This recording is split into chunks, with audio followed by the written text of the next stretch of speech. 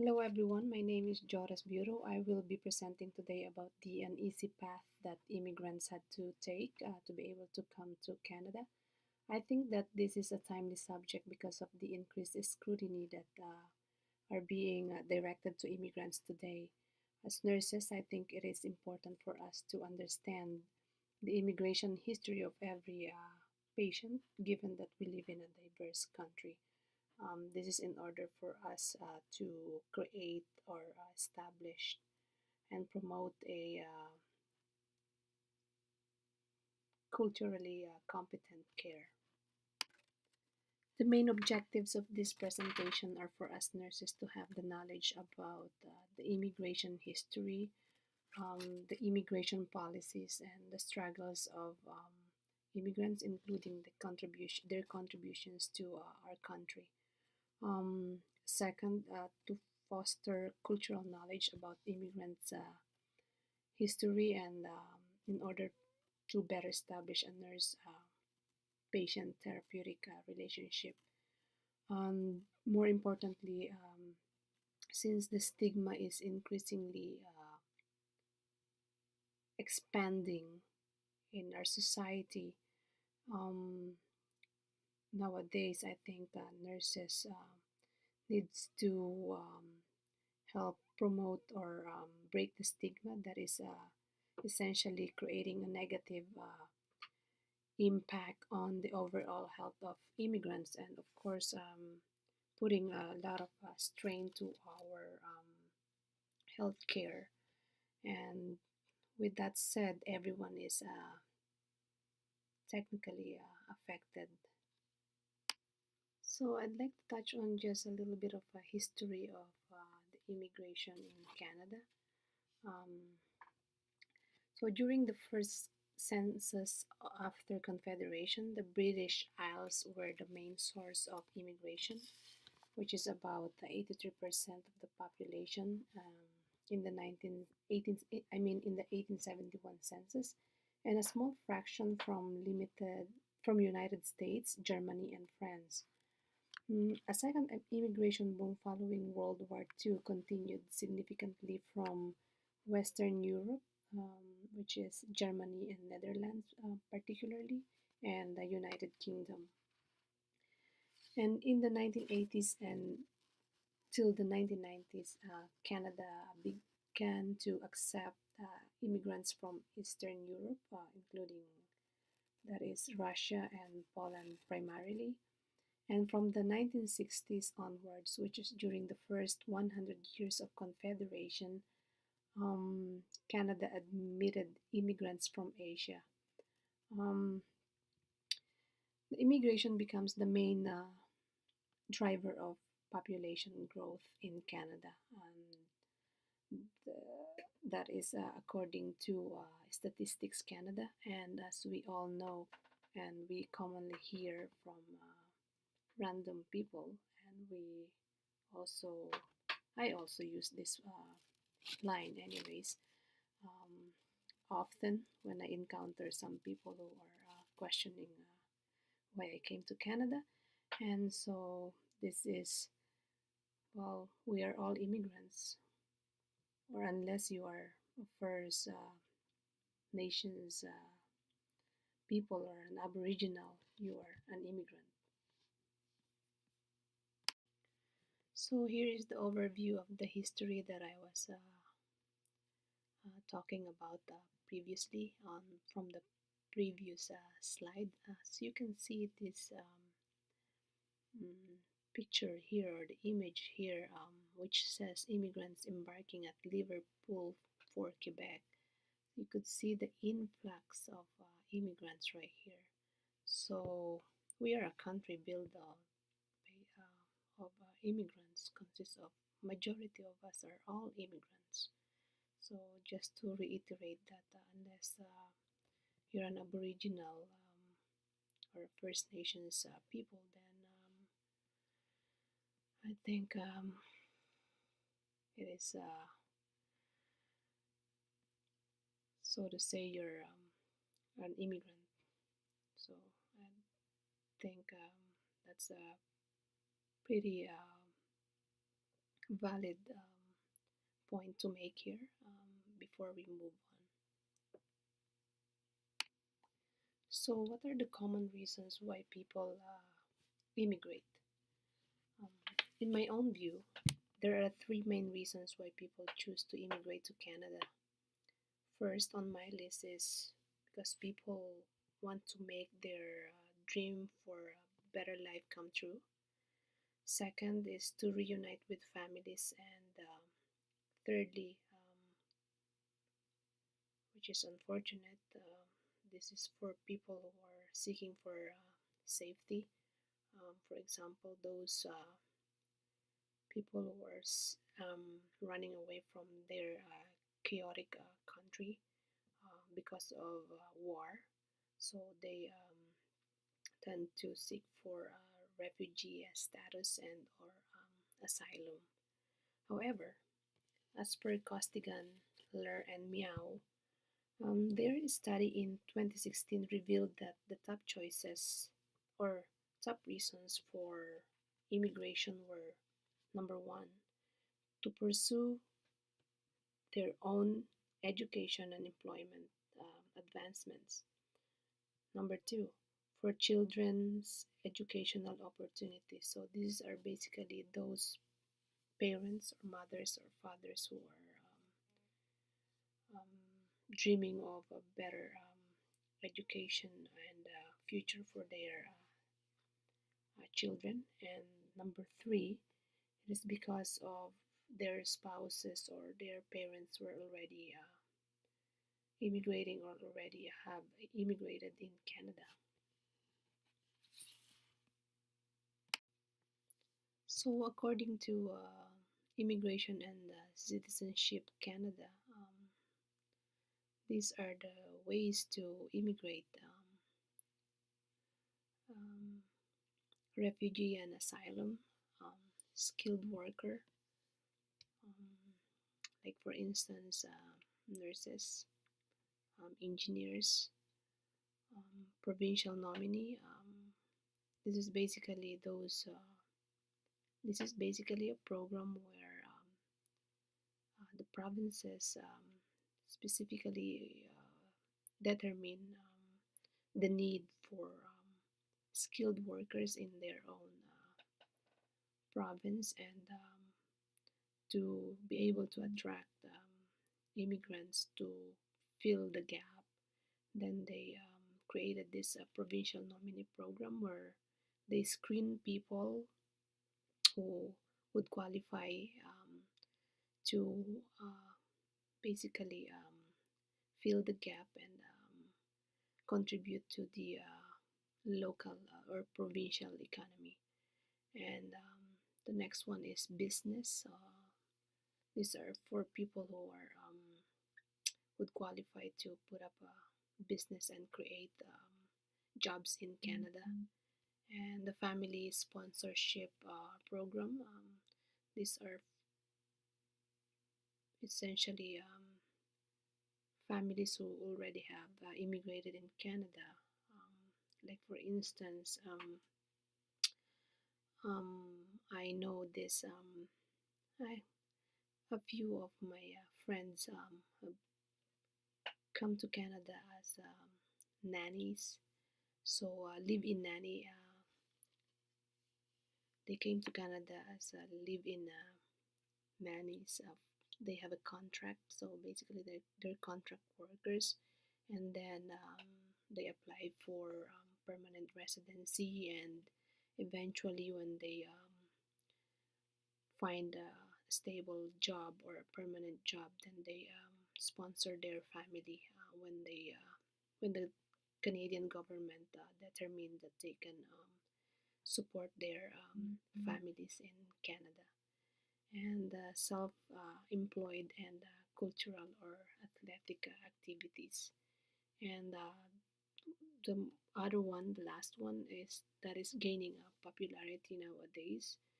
Um, is the study visa or study program where personal knowledge, from my personal knowledge, I have a friend who have some Filipinos from my country who are studying at the Nipissing University and Canada. So basically, they are here for a span of 2 years. So they come here to study, and then they are, as per my interview with them, they are here and they are allowed to look for a job. Which they are allowed to have work for 20 hours, I think, a week, and while studying. And after they're done with their study program, if they have, they will have the opportunity to uh, find a find a job and then settle here in Canada and apply for a permanent residency. And then if they cannot, and then they will be sent home after spending. Some people spend like millions of pesos just to come here and study, and then it's it's a reality that some of them have to go home because if they cannot find a job to support themselves here in Canada. So I just like to add that according to Statistics Canada, most immigrants that are admitted are under the economic or family class. So, and the increasing population are the increasing proportion rather are female, and majority of them settles in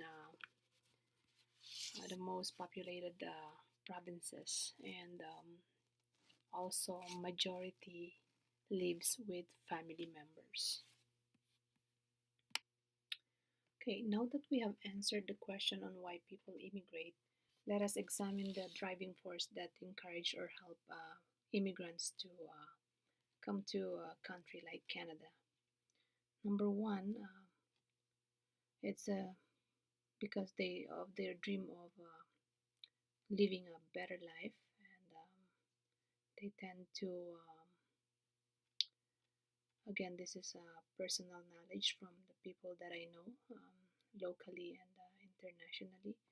um, they leave their families, their kids, and like the example that I mentioned from the previous discussion, um, the live-in nanny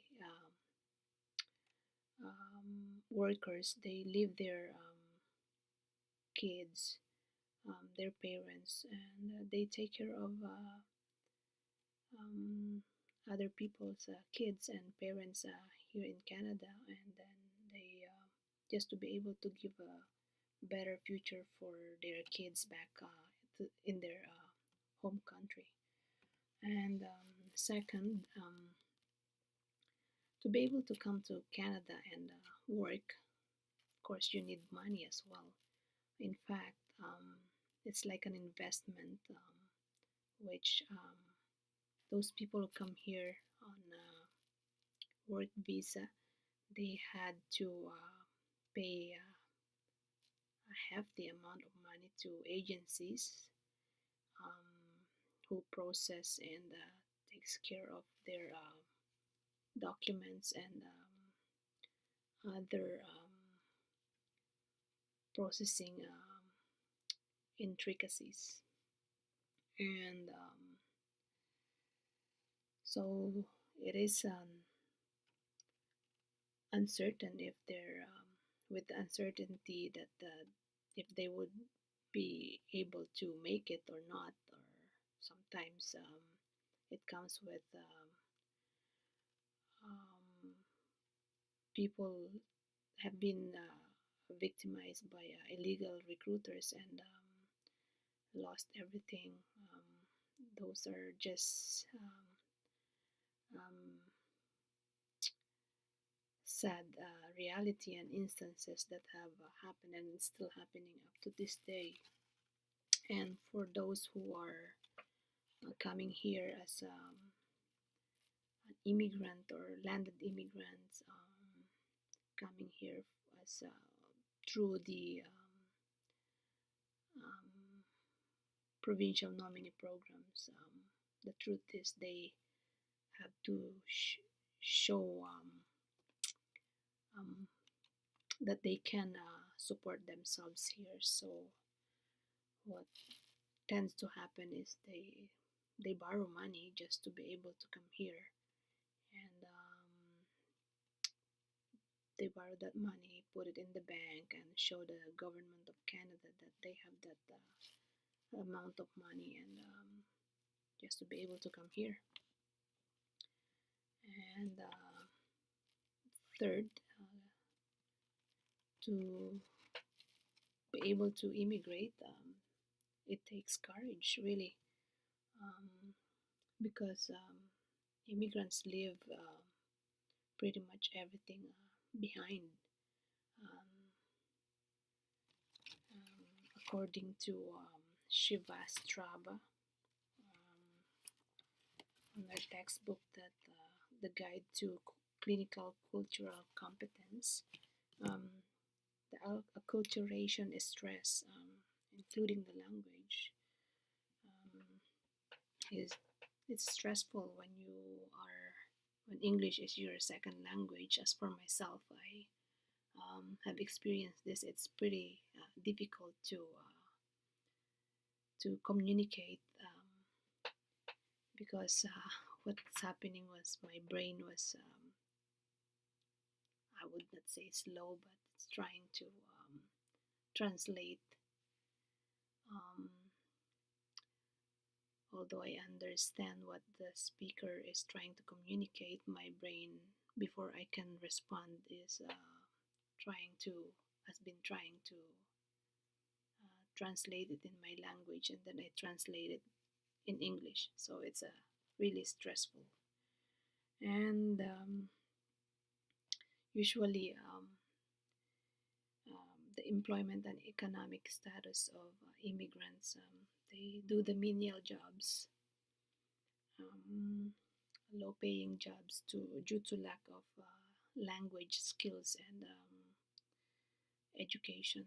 Um, but the fact that I was educated back home, um, had my degree and everything, but I came here and was essentially back to zero. It's They don't acknowledge my education here, which I understand, and that's why I had to go back to school. Anyways, so some or most people that I know, immigrants, when during the first months that they come here, and I experienced it firsthand. I actually cleaned houses for just to be able to contribute to um, I guess the economy, and to be able to send money home because I didn't mm, want to rely on anyone to support my family and the family life. This is a very sad thing because I had to, in all aspects, we leave our families back home. Um, my siblings, my father, so everyone's there. So this is just one example. I'm using myself as an example, and I cannot get used to it, and the homesickness is it's real, and that's the sad reality. And anyways, I want to point out this image on the slide. So that's the fourth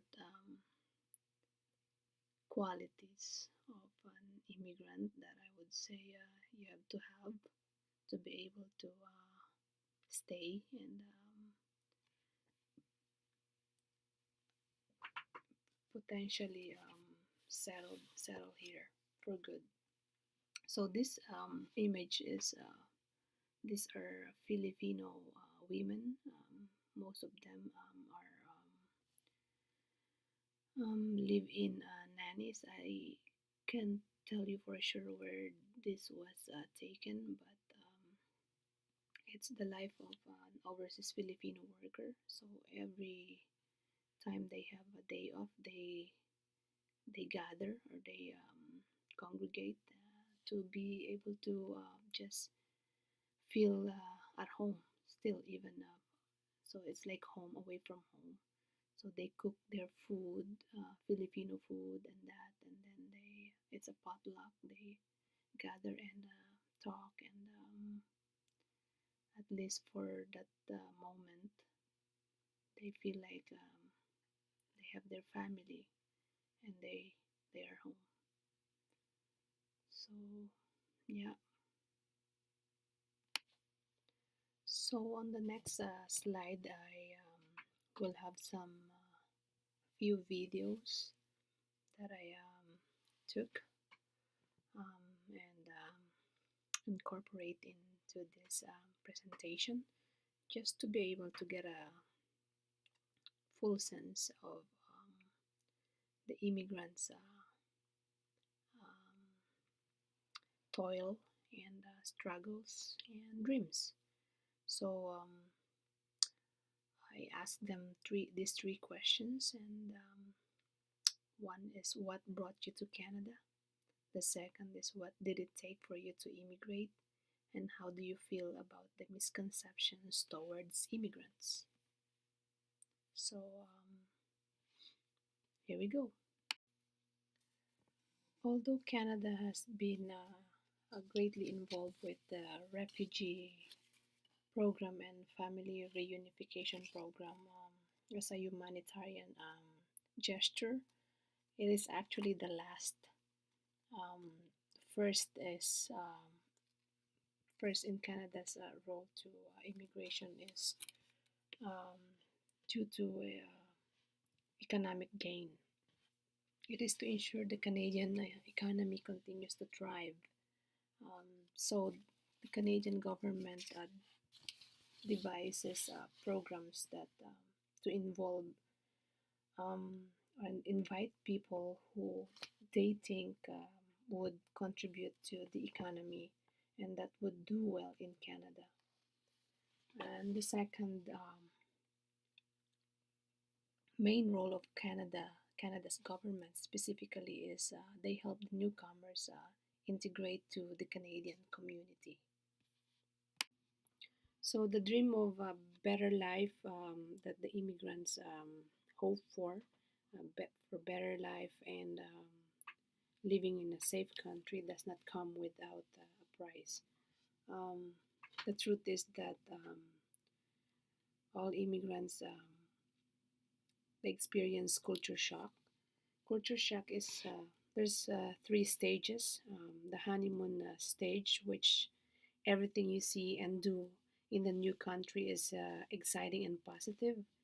And then the second stage is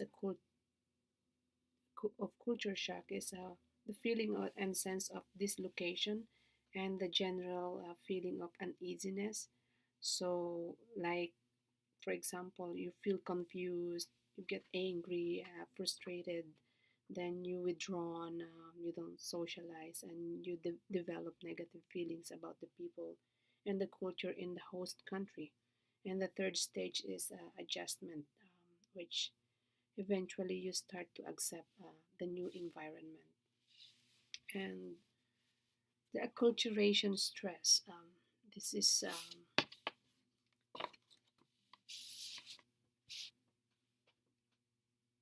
involves language, employment, education, and family life. So I'd like to stress on the language because primarily this also is what I have experienced. Um, so, immigrants are at risk of being labeled as slow or ignorant or stupid because of the language barrier. Um, and for employment, most individuals or most individual immigrants, when they come here back home, they were like doctors, nurses, engineers, or other kind of professionals. And then when they come to Canada, their education basically, would like to touch on education too, and that's employment. um, the education basically is not recognized in Canada as in, because of the standard in here is not congruent to from the origin of the immigrants' origin country. So when they come here, they struggle to find a job that they used to practice as professionals back home. So it's actually ego breaking as well, because some nurses, they tend to just clean houses, and do other menial jobs to start with. It's heartbreaking sometimes just to be able to survive. Um, and and the reality of coming here with nobody to support you, especially when you come here, you leave your family back home. So it's a that is the life of immigrants during the first years that they come to Canada. Then racism is also a reality that we cannot ignore. According to Boyer in 2017, in his study in 2017, racism in the Canadian healthcare system is endemic. And as Srivastava um, stated, racism is an attitude as well as specific actions through which one group exercises power over others on the basis of skin color and racial heritage. I think we all can relate to what is happening nowadays. If you're active on social media and that, um, there are groups who are um, trying to inject or promote hate in our society towards immigrants. Yeah, and it's not very. I feel hurt even though it is not uh, directed towards me. It's because I'm an immigrant myself. And stereotyping. Um, it is a generalized conception of group of people that results in the unconscious categorization of each member of that group without regard for individual differences. For instance, Muslim people are stereotyped as terrorists. Thus, this creates hate and fear among affected individuals. So, as nurses, it is important that we educate ourselves and examine ourselves to be able to competently provide culturally competent care to all of our patients and advocate for them, um, because this affects the overall health of our immigrants, since we are composed mostly of immigrants in Canada. Then it is vital for nurses to have the knowledge and awareness of what is happening in our society. So I have listed here four struggles of immigrants. Number one is loneliness and depression. Number two is generational conflict. This happens because the younger members of the family quickly adapt to the Western or host country's culture, while the parents and older members of the family dwells on the native culture, which results to challenging the pre-existing roles and norms within the family. Number three, all the family members of the struggles to fit in and gets bullied, especially the children at schools. So they tend to isolate themselves and then they fall into depression and increase self-esteem over time. Number four is the overall life stresses of immigrants, which directly affects their health. So number five, this is the one that I would like to focus on since this week's topic is uh, about immigrant women's health. I would like to discuss further relating to the immigrant women. Generally, immigrants are in their superior health compared to the Canadian born population when they first arrive in a new country but loses this advantage over time. Their health is determined by income, education, work, social support, and stress, health practices, and use of health services. There is a high social and better economic status is associated with better health coming from different sources of support. So, as support from families, friends, and communities.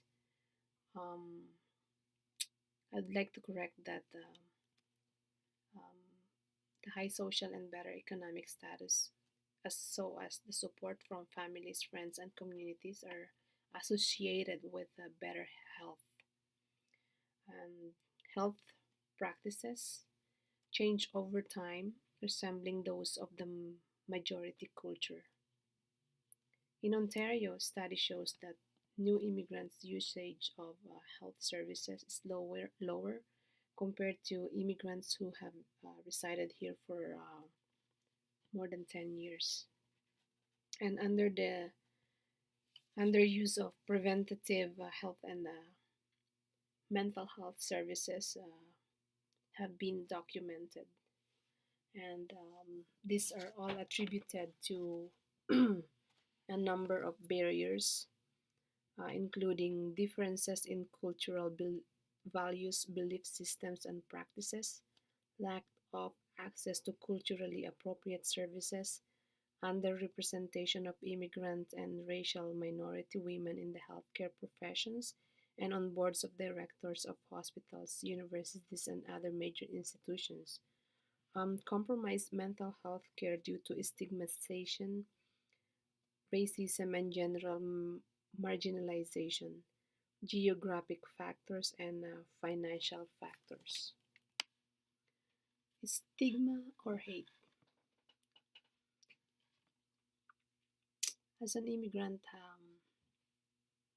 it is really this image speaks for itself. Um, it is truly hurtful and alarming how some people incite hate and violence because of differences in views and values and culture. I was reading a comment on a post on National Geographic on Facebook documenting the journey of migrants coming from El Salvador. If you are updated with the news, the current news, it's all over the media, and there is a lot of hate and disagreement as to how the US government should approach this influx of migrants coming from countries that are troubled by violence. So the comment that I was talking about was a comment from a lady stating that she works two jobs just to be able to attend nursing school, and that the subject migrant who dreams to attend college um, and should go back to where she came from. Can you imagine being a patient of this nurse? Personally, I don't think she should even be a nurse. So, my point here is as nurses, we should be able to examine ourselves, how we feel about immigrants, people with of different color. Um, how do we really feel about them? And ask ourselves if our loyalty or our commitment remains um, to be able to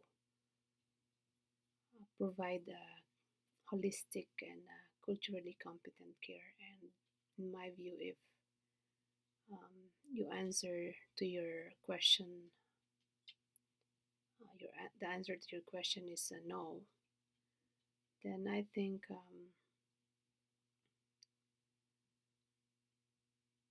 it is time to, I don't know, maybe educate yourself again and find ways to be more aware of the plight of the immigrants and maybe question yourself if you should be a nurse or not. There are also myths that immigrants are low skilled individuals and that they are hard to or difficult to integrate into the Canadian workforce. But what is the truth? In fact, the truth is the education attainment uh, are higher among migrant population compared to Canadian born. School attendance is higher among migrant women. Senior immigrant women have larger share of income, although low income prevalent still remains prevalent for immigrant women. Um, Also, Canadian immigrants are highly educated, which puts Canada on top economically. Did you know that Canada's strong economic performance is attributed to strong influx of immigrants? And did you also know that the influx of immigrants to Canada contributes to the housing market resiliency? And by increasing the diversity of Canadian nursing workforce, promotes the provision of culturally competent care. Consequently, for nurses to be able to, for them to provide culturally competent care, um, they should be building cultural knowledge about different cultures, not necessarily that they be an expert about a certain culture, but building a cultural knowledge would help them understand different practices and values of different cultures, and therefore um, would be easier to communicate with a patient and partner with them in their care. And before the nurses can do that, she has to self reflect on her personal values so that it would not affect her relationship, professional relationship, and care with the patient. And after reflecting on those values, it is important to know how to communicate professionally and therapeutically with different individuals from different cultures, and to accomplish the plan of care, and to achieve the highest goal of treatment. It is vital for nurses to bridge the gap through the three modes of nursing action and decision that we have talked about during the previous modules of this course. That is including the culture, care, accommodation, and negotiation. Two, cultural care, reframing and repatterning. Sorry, and cultural care, validation and preservation. So those are some of the main roles that the nurses must accomplish in order to provide or deliver a culturally competent care. I believe that the main goal for this course, Transcultural Nursing, is so that as nurses, as we transition to the RN role, we would be ready to provide culturally sensitive care to our patients. And I have three recommendations that I believe nurses should try to incorporate in their practice. Nurses should assess the immigration history of an individual through the therapeutic communication, and they should also advocate and promote awareness on the plight of immigrants, and they should provide increased support to new immigrants by reaching out to them to promote preventative health care. And the main goal for this presentation, we have to help break the stigma about immigrants in our society.